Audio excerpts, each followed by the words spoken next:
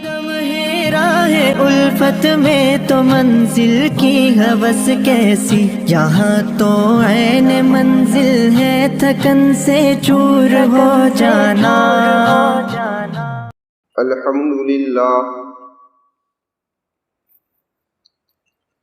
الحمدللہ رب العالمین،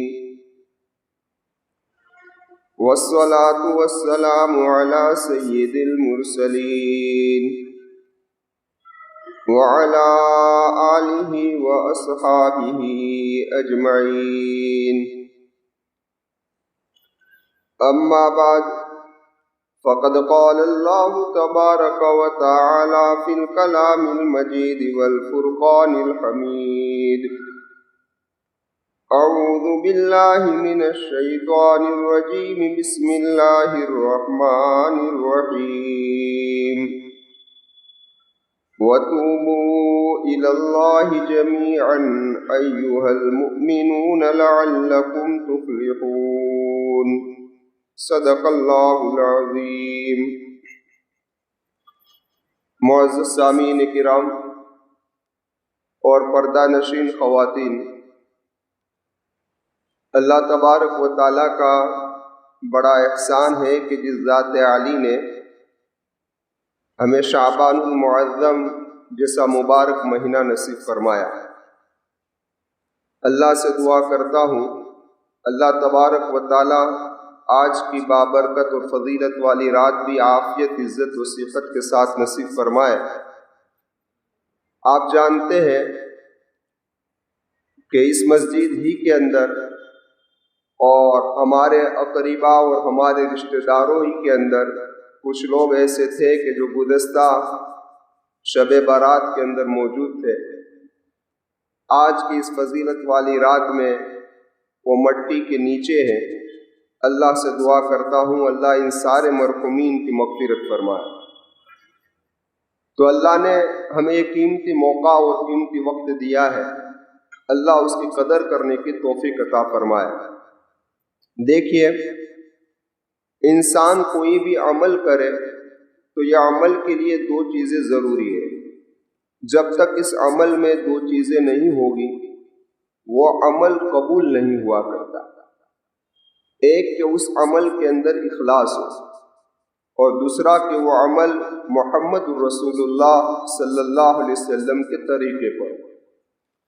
عمل چاہے اتنا اخلاص والا ہو لیکن نبی کے طریقے کے خلاف ہے تو وہ قبولیت کی مہر اس پر لگتی نہیں ہے۔ تو آج کی رات کے اندر کچھ اعمال ایسے ہیں کہ جس کا کچھ نہ کچھ ثبوت نبی کریم صلی اللہ علیہ وسلم کی زندگی سے ملتا ہے۔ ان میں سے ایک یہ ہے کہ قبرستان کے اوپر جانا۔ میں اس سے پہلے بھی عرض کر چکا ہوں کہ نبی کریم صلی اللہ علیہ وسلم اپنی پوری زندگی میں صرف ایک مرتبہ اس رات کو قبرستان کے اندر گئے۔ خیر، اب قبرستان پر جا کر سنت طریقے کے مطابق جو نبی نے بتایا ہے وہی کام وہاں کیا جائے تو یہ ہمارا عمل قبول ہوگا۔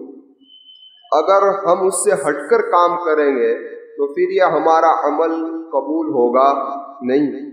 تو ایک بات تو ہمیں اس چیز کا خیال رکھنا ہے۔ دوسری بات یہ ہے کہ اس رات کے اندر اللہ کے محبوب صلی اللہ علیہ وسلم نے عبادت کی ہے۔ اس سے پتہ یہ چلتا ہے کہ ہمیں بھی کچھ نفلی عبادتیں اس رات کے اندر کرنی چاہیے۔ اب نفلی عبادت کی کوئی قید نہیں ہے کہ بھئی یہ فلاں رکعتیں پڑھو، اتنی رکعتیں پڑھو، یہ سورتیں پڑھو، ایسا کوئی ثبوت نہیں ہے۔ اس لیے میں نے تمہید کے اندر کہہ دیا تھا کہ جو طریقہ محمد رسول اللہ کا ہے وہی طریقہ اپنائیں گے تو انشاءاللہ کامیابی ملے گی۔ خیر، تو ہمیں اس چیز کا خیال رکھنا ہے۔ صلاۃ التسبیح پڑھیں اور نوافل پڑھیں۔ آپ قرآن پڑھے ہوئے ہیں تو قرآن کریم کی تلاوت کریں، ورنہ محمد رسول اللہ صلی اللہ علیہ وسلم پر درود بھیجیں۔ یہ سارے کام آج کی رات کرنے کے ہیں، اور خاص طور پر جو کرنا ہے وہ یہ ہے کہ ہمیں اپنے گناہوں سے پکی و سچی توبہ کرنی ہے، اور خاص طور پر وہ گناہ کہ جس گناہ کی وجہ سے آج کی فضیلت والی رات کے اندر بھی اللہ تبارک و تعالیٰ اس کی طرف رحمت کی نظر سے نہیں دیکھتے، ان گناہوں سے خاص طور پر توبہ کریں گے انشاءاللہ۔ اللہ مجھے بھی توفیق عطا فرمائے، ہم تمام کو توفیق عطا فرمائے۔ اب بڑی بات یہ سمجھ لیجئے کہ اعمال دو قسم کے ہوتے ہیں۔ ایک وہ عمل ہے کہ جس کا تعلق انسان کے ظاہر سے، یعنی اس کے ہاتھ سے، اس کے پیر سے، اس کے اعضاء سے، اس کے جوارح سے۔ ایک وہ عمل ہے کہ جس کا تعلق انسان کے دل سے۔ اب تھوڑی بات یہ سمجھ لیجئے کہ اعمال کا تعلق ظاہری اعضاء سے ہو یا اعمال کا تعلق دل سے ہو، ان دونوں ہی قسم کے اعمال میں کچھ کام ایسے ہیں جو کرنے کے ہیں اور کچھ کام ایسے ہیں جو چھوڑنے کے ہیں۔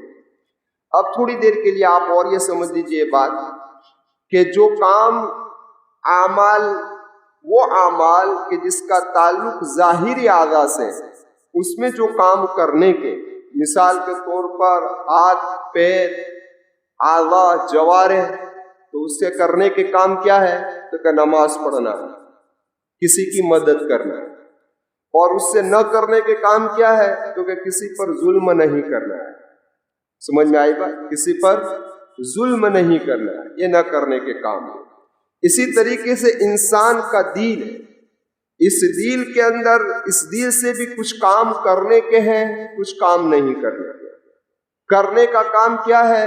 تو کہ توبہ، یہ کرنے کا کام ہے دل کے اندر۔ اسی لیے مفسر زمان، محدث کبیر، فقیہ عصر، علامہ ملا علی قاری رحمۃ اللہ علیہ نے فرمایا کہ استغفار کا تعلق انسان کی زبان سے اور توبہ کا تعلق انسان کے دل سے۔ یہ دونوں چیزیں اہم ہیں، ایک دل، ایک زبان۔ اسی لیے حضرت داؤد علیہ السلام نے جب حضرت لقمان سے یہ کہا تھا کہ لقمان ایک بکری کو ذبح کرو، اور بکری کو ذبح کرنے کے بعد اس میں اس کے اعضاء میں سے جو بہترین چیز ہو اس کو میرے پاس لے آؤ۔ حضرت لقمان نے بکری کو ذبح کیا، اور ذبح کرنے کے بعد بکری کے دل کو اور اس کی زبان کو لے کر خدمت میں پیش کر دیا۔ پھر کچھ وقت گزرا تو پھر حضرت داؤد علیہ السلام نے حضرت لقمان سے کہا کہ لقمان بکری کو ذبح کرو، اور ذبح کرنے کے بعد اس بکری کے اعضاء میں سے جو بری چیزیں ہیں اس کو لے آؤ۔ حضرت لقمان نے واپس بکری کو ذبح کیا، اور ذبح کرنے کے بعد یہی دل اور یہی زبان لے کر آئے۔ کیا لے کر آئے؟ یہی دل اور یہی زبان لے کر آئے۔ تو حضرت داؤد علیہ السلام نے پوچھا لقمان، بکری کی اچھی چیزیں بھی یہی دو اور بکری کی بری چیزیں بھی یہی دو؟ تو کہنے لگے حضرت یہی ہے۔ اگر یہ دل صاف ہے کینہ سے، حسد سے، بغض سے، عداوت سے، تکبر سے، عجب سے، ریا سے، نمود سے، تو سب سے بہترین عضو ہے۔ اگر یہ زبان پاک ہے گالی گلوچ سے، غیبت سے، اور جیسے جتنے گناہ ہے زبان کے اس سے پاک ہے، یہ سب سے بہترین عضو ہے۔ اور اگر یہی زبان گالی گلوچ کے اندر ہے، غیبت کے اندر ہے، اور زبان کی بیماریوں کے اندر مبتلا ہے، تو یہ سب سے بری چیز ہے۔ اور یہی دل کہ اس کے اندر یہ ساری چیزیں بری ہے، کبر بھی، عجب بھی، سب کچھ بھرا ہوا ہے اس کے اندر، تو یہ دل سب سے برا ہے۔ تو ملا علی قاری رحمۃ اللہ علیہ فرماتے ہیں کہ استغفار کا تعلق کس سے ہے بھائی؟ زبان سے، اور توبہ کا تعلق کس سے ہے؟ دل سے۔ اب ذرا ایک بات سمجھ لیں آپ کہ توبہ جو ہے وہ دل کا عمل کرنے کا۔ اب دل کا نہ کرنے کے کام کیا ہے؟ تو کہ نہ کرنے کا کام یہ ہے کہ اپنے دل سے ان ساری بیماریوں کو نکالیں جو ابھی میں نے آپ حضرات کے سامنے پیش کی۔ یہ نہ کرنے کے کام، اس کو کرنا نہیں، تکبر نہیں کرنا، حسد نہیں کرنا، جو کچھ بھی ہے وہ نہیں کرنا۔ خیر، ایک قرآن کریم نے جس طریقے سے نماز کا حکم دیا اور کہا کہ اقیموا الصلاۃ، نماز پڑھو، زکوٰۃ کا حکم دیا اور کہا کہ آتوا الزکاۃ، زکوٰۃ دو، اسی طریقے سے قرآن نے یہ بھی حکم دیا ہے کہ وَتُوبُوا إِلَى اللَّهِ جَمِيعًا، کہ توبہ کرو۔ اس لیے 7ویں صدی کے محدث کبیر علامہ نووی رحمۃ اللہ علیہ نے عجیب بات بیان فرمائی۔ حضرت فرماتے ہیں کہ توبہ کرنا ہر مسلمان پر واجب ہے۔ کیا ہے؟ توبہ کرنا ہر مسلمان پر واجب ہے۔ اب جس طریقے سے کچھ اعمال ایسے ہوتے ہیں جو واجب ہے، کچھ اعمال ایسے ہوتے ہیں جو مباح ہے، کچھ اعمال ایسے ہوتے ہیں جو سنت ہے، تو امام نووی اس کلیمے کے ذریعے سے توبہ کا مقام بیان فرما رہے ہیں اور توبہ کا درجہ بیان فرما رہے ہیں اور سمجھا رہے ہیں کہ توبہ کرنا ہر مسلمان پر واجب ہے۔ اگر کوئی ایمان والا کوئی گناہ کرتا ہے تو اس گناہ گاہ تو وہ گنہگار ہے، لیکن اس گناہ پر توبہ نہیں کر رہا ہے تو یہ دگنا گنہگار ہے، کیونکہ اس نے واجب کو چھوڑا ہے۔ کس کو چھوڑا؟ اور واجب کے چھوڑنے پر کیا ہوتا ہے بھائی؟ واجب کے چھوڑنے پر گناہ ہوتا ہے۔ تو یہ دو گناہ، اس لیے آج کی یہ رات اللہ تبارک و تعالی ہمیں نصیب فرما دے، ابھی کچھ گھنٹے باقی ہے، تو اس رات کی قدر کرے، اپنے گناہوں کی کیا کرے بھائی؟ توبہ کرے۔ اب دیکھیے، ایک ہے استغفار اور ایک ہے توبہ، دونوں میں تھوڑا سا فرق ہے۔ استغفار کس کو کہتے ہیں؟ استغفار کہا جاتا ہے کوئی گناہ ہو گیا اور اللہ سے اس کی مغفرت طلب کی کہ اللہ معاف کر دے، یہ استغفار ہے۔ ایک توبہ کس کا نام ہے؟ توبہ ہے توبہ، گناہ نہ کرنے کا نام توبہ ہے، یعنی اللہ کی طرف رجوع ہونا، گناہ نہ کرنے کی۔ مثال کے طور پر ہماری زندگی نماز کو چھوڑنے والی تھی، اب ہم نے اللہ سے توبہ کر لی کہ اللہ آج تک کی جو نمازیں چھٹی ہے میں تجھ سے معافی چاہتا ہوں، مجھے معاف کر دے، تو یہ استغفار ہو گیا۔ لیکن یہ مسئلہ الگ ہے، پھر بات کریں گے کبھی، کہ کچھ عبادت یعنی کہ کچھ حقوق اللہ ہے۔ مثال کے طور پر نماز آپ نے نہ پڑھی، چھوڑ دی نماز، یہ گناہ ہے۔ شراب پی، یہ گناہ ہے۔ زنا کیا، یہ گناہ ہے۔ لیکن بعض گناہ ایسے ہیں کہ جس کی صرف توبہ کرنے سے وہ معاف ہو گئے۔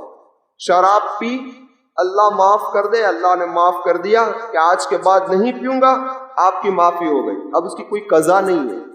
زنا کیا، زندگی زنا والی نکلی، سچے دل سے اللہ سے معافی مانگ لی، معاف اللہ تبارک و تعالیٰ نے کر دیا، بات ختم ہو گئی۔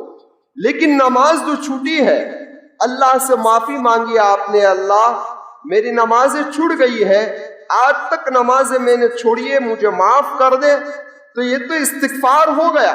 لیکن چھوٹی ہوئی نمازوں کی قضا کرنی ضروری ہے۔ زکوٰۃ آج تک نہیں دی تو توبہ کر لی آپ نے، آج کے بعد زکوٰۃ ادا کروں گا، لیکن جتنے سالوں کی چھٹی ہے اس کو ادا کرنا پڑے گا۔ سمجھ میں آئی بھائی؟ تو خیر میں عرض کر رہا تھا، یہ استغفار ہے۔ توبہ کیا ہے؟ پھر توبہ یہ ہے کہ پھر انسان پابندی کے ساتھ نماز پڑھتا ہے، پھر انسان پابندی کے ساتھ زکوٰۃ دیتا رہے، گناہ والی زندگی چھوڑ کر اطاعت والی زندگی پر آ جائے، اس کا نام کیا ہے بھائی؟ توبہ۔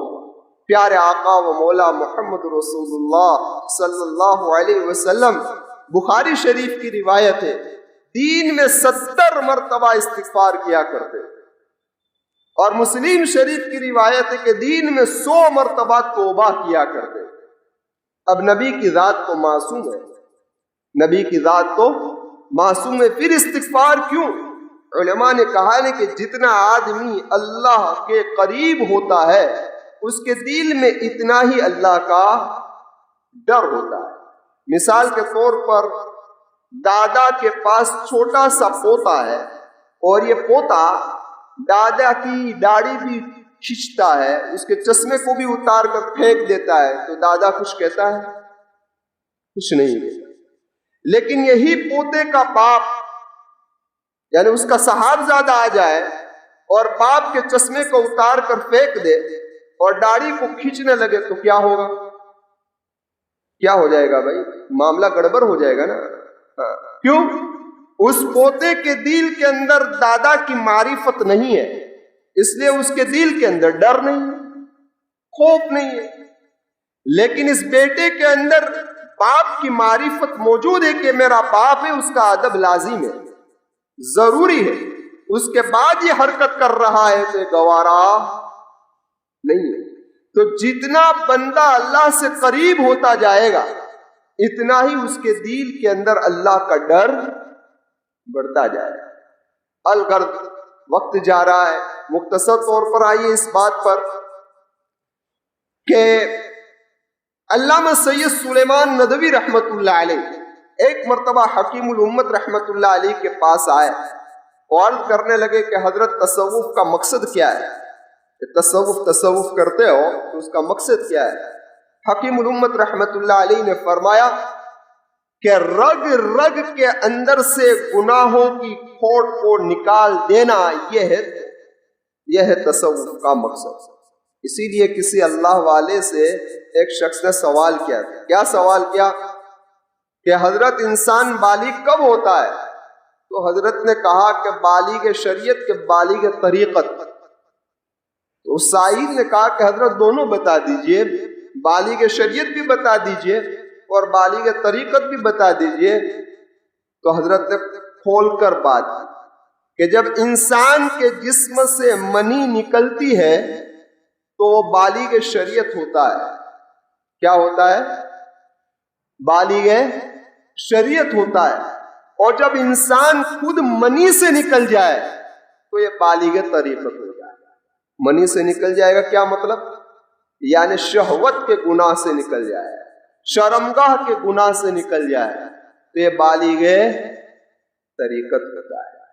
علماء نے لکھا ہے کچھ گناہ ایسے کہ جس گناہ کی وجہ سے موت کے وقت انسان کو کلمہ نصیب ہوتا نہیں۔ صرف کلمہ کی بات نہیں ہے، انسان ایمان سے ہاتھ دھو بیٹھتا ہے۔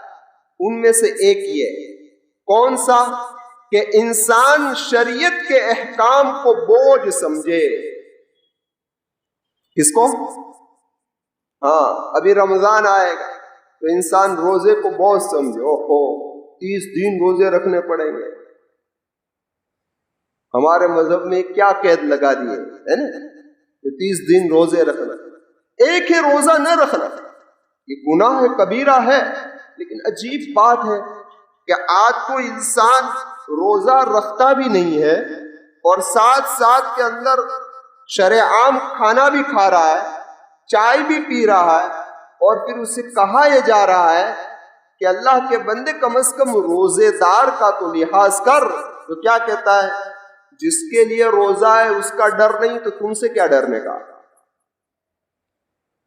یہ ایسا کلمہ ہے جو انسان کو ایمان سے نکال کر کفر کی تاریکی کے اندر پہنچا دیتا ہے۔ لیکن یہ علم نہیں ہے نا، علم نہ ہونے کی وجہ سے۔ تو شریعت کے احکام کو انسان اگر بوجھ سمجھے تو اس کے ایمان کا خطرہ ہے۔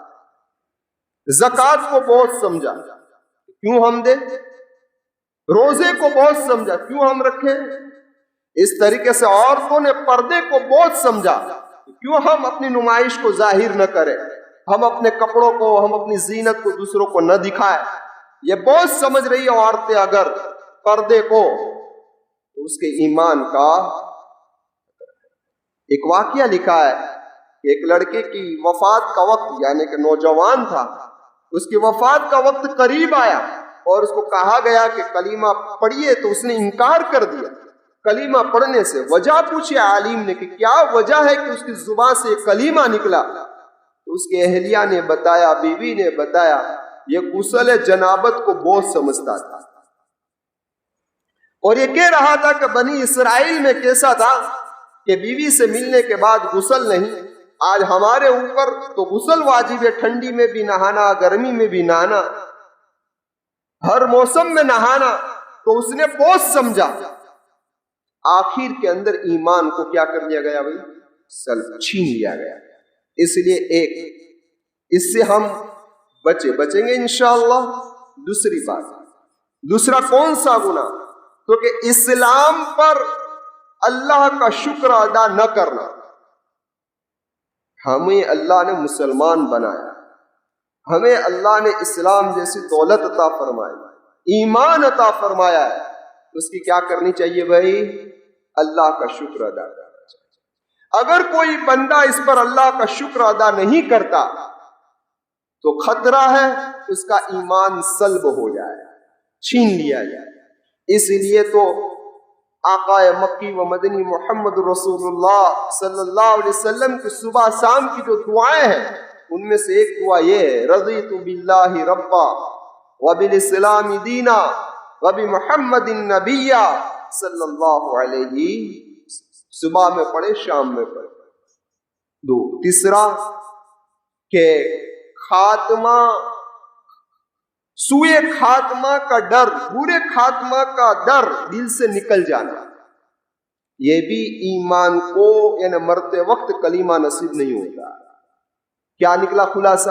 خلاصہ یہ نکلا کہ چاہے جتنا انسان متقی ہو، پرہیزگار ہو، نیک ہو، لیکن اس کے دل کے اندر ہمیشہ یہ ڈر رہنا چاہیے۔ کیا ڈر؟ کہ میرا خاتمہ کس حال کے اندر ہوگا، یہ ڈر اس کے اندر ہونا ضروری ہے۔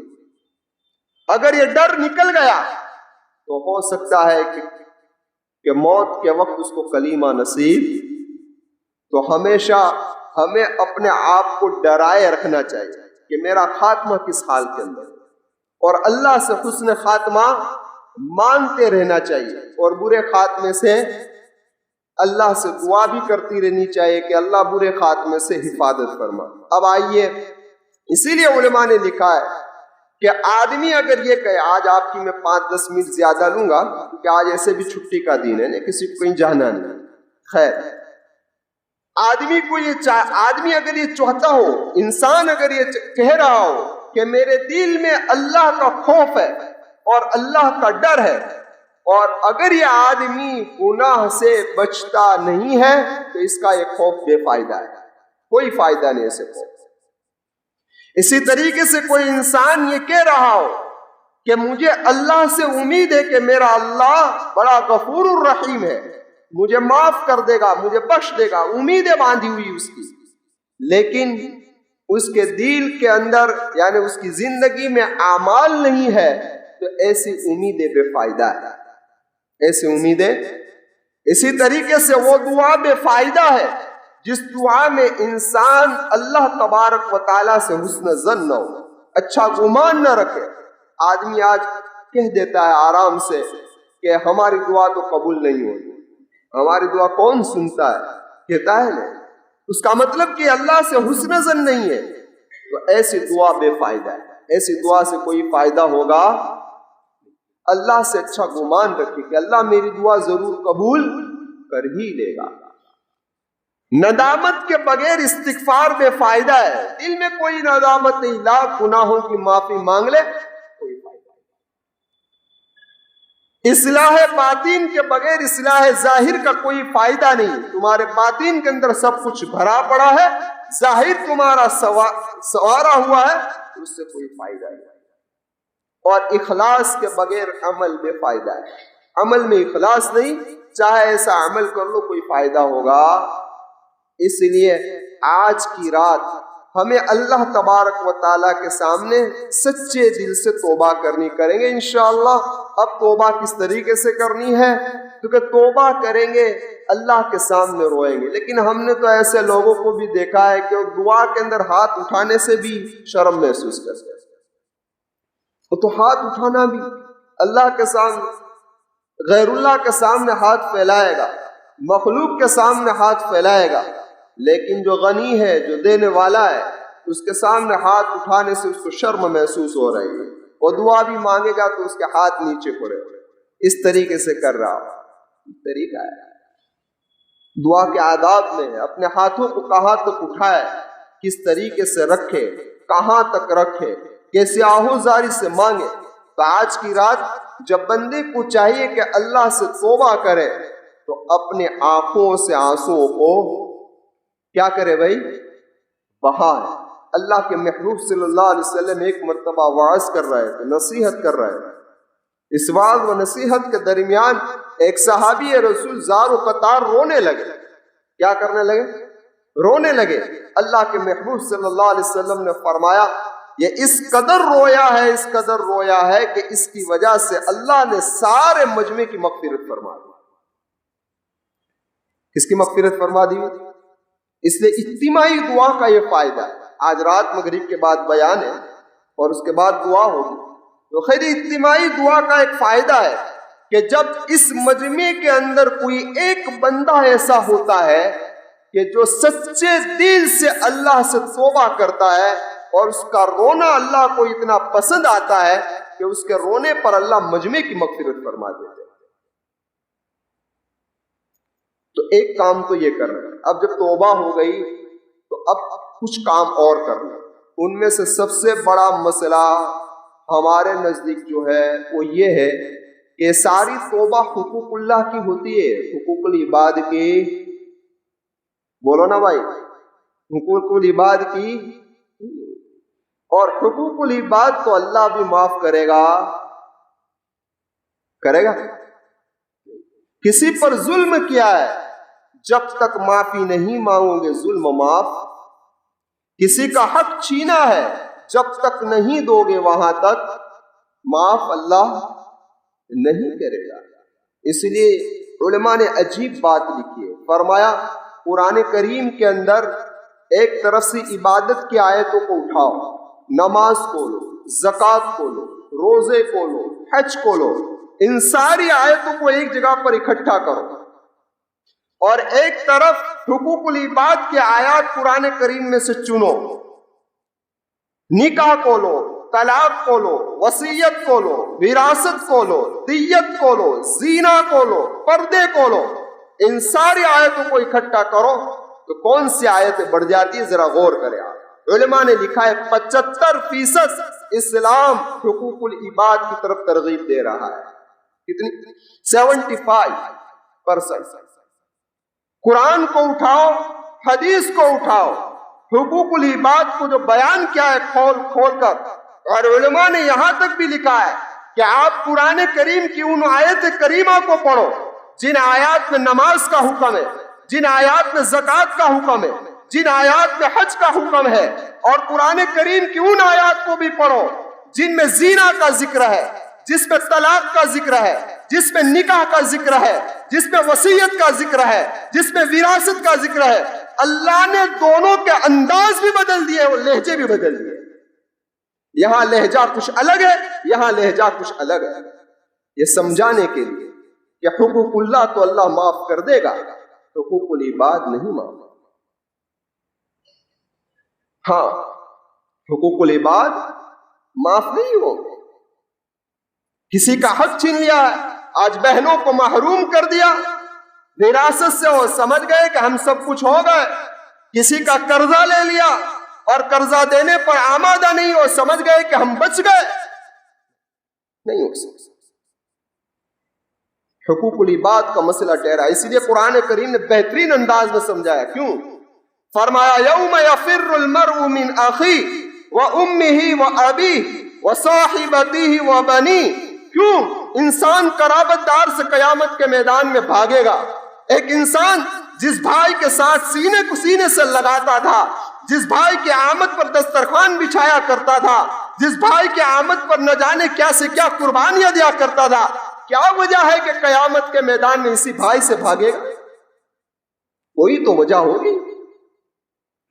جس امی کے قدموں کے نیچے اس کے قدموں کو چوما کرتا تھا، کیا وجہ ہے کہ قیامت کے میدان میں امی سے بھاگے گا؟ کیا وجہ ہے کہ قیامت کے میدان میں بہن سے بھاگے گا؟ کیا وجہ ہے کہ قیامت کے میدان میں باپ سے بھاگے گا؟ کیا وجہ ہے کہ قیامت کے میدان میں بیوی سے بھاگے گا؟ یہی حقوق العباد کی وجہ سے۔ کس کی وجہ سے؟ یہی حقوق العباد کی وجہ سے۔ اسی لیے مفسرین نے لکھا ہے کہ آدمی قیامت کے میدان میں اپنے قرابت داروں سے اسی لیے بھاگے گا کہ کہیں اس کے حق کا مطالبہ نہ کرے۔ بہن کہیں نہ مانگ لے کہ میرے باپ کی جائیداد میں سے دیا نہیں، چل دے، ہاں بھاگے گا وہ۔ بھائی کہیں مطالبہ نہ کر لے کہ مجھے کم دیا تھا تو زیادہ لے گیا، بیوی سے بھاگے گا، کیونکہ قرابت دار کے ساتھ جب انسان قریب میں رہتا ہے تو اس کی غیبتیں بھی ہوتی ہیں۔ اس لیے آدمی قیامت کے میدان میں پرایوں سے نہیں بھاگے گا، کیوں؟ یہ ٹچ میں ہی نہیں تھا، اس کا کوئی حق ہی نہیں نکل رہا تھا، سمجھے، اس کی غیبت بھی نہیں ہوئی، کچھ نہیں ہوا اس کا، اس سے بھاگے گا نہیں سیف۔ لیکن یہاں تو حق لینے آئے گا، ابھی میرے اس کے اندر پڑا ہوا ہوں، کہیں یہ لینے کے لیے آ جائے تو بھاگا۔ اس لیے فرمایا، علماء نے لکھا ہے کہ سب سے پہلے بھائی سے بھائی جو بھاگے گا قیامت کے میدان میں، وہ قابل حابیل سے بھاگے گا۔ قابل نے قتل کیا نا حق، کہیں یہ حق نہ مانگے۔ اور سب سے پہلے ماں باپ سے جو لڑکا بھاگے گا وہ حضرت ابراہیم علیہ السلام بھاگیں گے۔ کیوں بھاگیں گے حضرت ابراہیم؟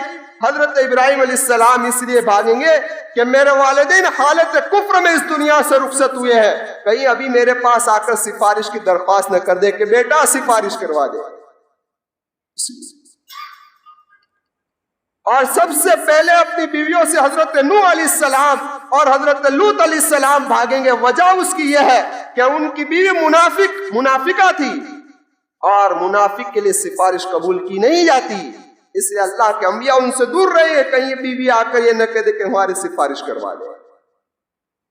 اور سب سے پہلے بیٹے سے بھاگے، اس لیے قرآن نے کیا یہ انداز اپنایا ہے، یوم یفر المرء من اخیہ، پہلے بھائی کا تذکرہ، وامہ پھر ماں کا تذکرہ، وابی پھر باپ کا تذکرہ، وصاحبتہ پھر بیوی کا تذکرہ، اور آخر کے اندر کس کا کیا؟ بیٹے کا تذکرہ، وصاحبتہ وبنیہ۔ بیٹے سے بھاگیں گے حضرت نوح، کہیں کنعان یہ نہ کہہ دے کہ والد صاحب میری سفارش کروا دے۔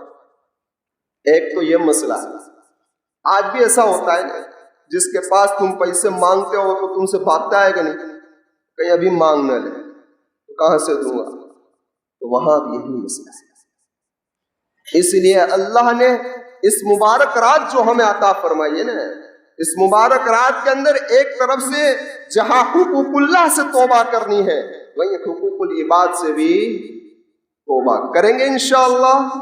ہاں اسی لیے دیکھیے، لیکن اس کے لیے قدم اٹھانا پڑے گا، بغیر قدم اٹھائے تو توبہ قبول ہوتی۔ اسی لیے وہ واقعہ سنا ہوگا نا، 100 آدمی کا قاتل، 100 آدمی کا قاتل، لیکن اللہ، یہ تو حقوق العباد کا مسئلہ تھا نا، آدمی کو قتل کر دینا، لیکن اس کی معافی کیوں ہو گئی؟ حقوق العباد کے باوجود اس نے قدم اٹھایا تھا۔ اسی لیے محدثین نے لکھا ہے کہ اللہ نے جب اس بندے کی مغفرت کرنی ہی تھی اور اس کی مغفرت کا فیصلہ کر ہی لیا تھا، تو اس کے باوجود زمین کو کیوں ماپا کیا؟ ماپنے کی ضرورت کیا تھی بھائی؟ واقعہ سنا، اس لیے میں تفصیل سے نہیں کہہ رہا ہوں، کئی مرتبہ آپ لوگ سن چکے ہیں، لیکن یہ ماپا کیوں گیا؟ علماء نے لکھا ہے اسی بنا پر اللہ بتلانا چاہتا تھا کہ انسانوں، صرف توبہ کرنے سے کام نہیں چلے گا، قدم بھی اٹھانا پڑے گا۔ اس نے قدم اٹھایا تھا معافی کے لیے، اس لیے اللہ تبارک و تعالیٰ نے اسے کیا کر دیا؟ معاف کر دیا۔ تو ہمیں بھی چاہیے کہ آج کی رات جو ہے حقوق اللہ سے بھی معافی مانگے، حقوق العباد سے بھی معافی مانگے، اور کچھ بھی بات عرض کرنی تھی لیکن وقت ایسے بھی زیادہ ہو گیا ہے۔ اللہ سے دعا کرتا ہوں اللہ ہم تمام کی مغفرت فرمائے، اللہ ہمیں آج کی رات کی قدر کرنے کی توفیق عطا فرمائے، اور اللہ عافیت، عزت و صحت کے ساتھ رمضان المبارک بھی نصیب فرمائے، اور اس رمضان کی بھی ہمیں قدر کرنے کی توفیق عطا فرمائے۔ وآخر دعوانا الحمدللہ رب العالمین۔ ایک اعلان ہے، آج رات کو انشاءاللہ مغرب کی نماز کے بعد اسی مسجد کے اندر مفتی عبد المتین صاحب کا بیان ہوگا۔ آپ حضرات سے گزارش ہے کہ مغرب کی نماز یہیں ادا کریں، بعد میں دعا ہوگی انشاءاللہ۔ اور عشاء کی نماز کے بعد مسجد یوسف میں مفتی صاحب ہی کا بیان ہے، مفتی مولانا عبد المتین صاحب کا،